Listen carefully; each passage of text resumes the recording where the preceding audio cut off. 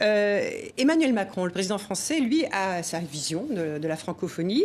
Il a promis une initiative dans les prochains mois pour la redynamiser.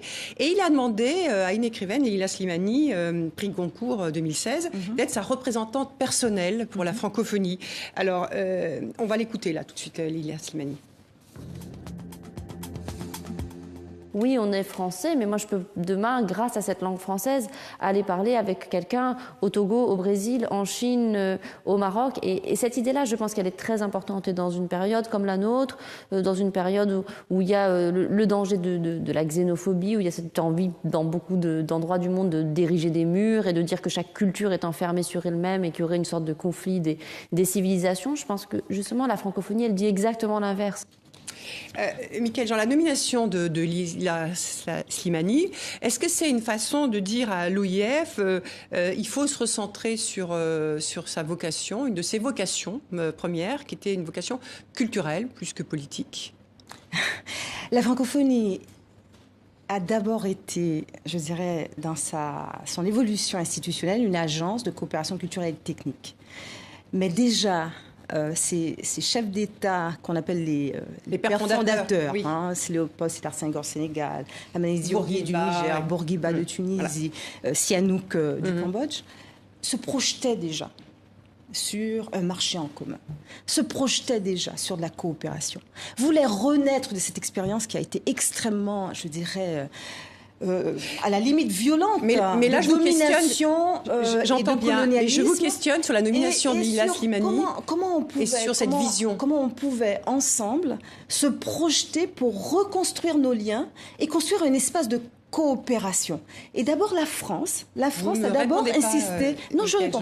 La France a d'abord voulu, oui, d'une association, mais dans une agence de coopération culturelle et technique. Et cela voulait dire par technique, on entendait aussi éducation, formation. Alors, comment est-ce que vous prenez le fait que Leila Slimani soit finalement une simple bénévole? Elle le dit elle-même. C'est pas un ministère, c'est pas un secrétariat d'État.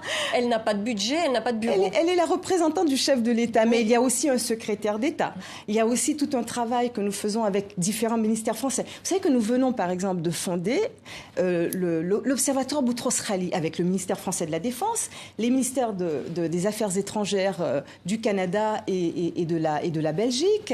Et donc, voilà, nous travaillons avec le ministère de l'Éducation, aussi le ministère français de l'Éducation, le ministère maintenant de l'Europe et des Affaires étrangères. Et avec Leila Slimani, par contre, c'est une femme d'intelligence. Comment vous allez travailler avec Leila Slimani? Mais très bien, nous avons déjà commencé à travailler avec elle. Alors, c'est quoi votre agenda commun? Elle vient au Conseil permanent de la francophonie et je pense qu'elle a dit très clairement son engagement et sa compréhension de la francophonie. D'abord, elle y voit un espace de grand partage. Écoutez, ce qui fonde la francophonie, c'est aussi un idéal qui s'appuie sur un humanisme intégral et universel. Ne pensez-vous pas que le monde en ait besoin? Tout ce travail que nous faisons et que vous questionnez, par exemple, vous l'avez dit tout à l'heure, mais c'est un travail qui est une plus-value que nous apportons à l'ensemble du monde avec un multilatéralisme qui s'appuie sur une vision vraiment d'une dimension internationale basée sur l'éthique, basée vraiment sur la coopération en matière de développement, de protection de l'environnement, sur des questions urgentes, en matière de sécurité aussi, en matière de stabilité pour le monde.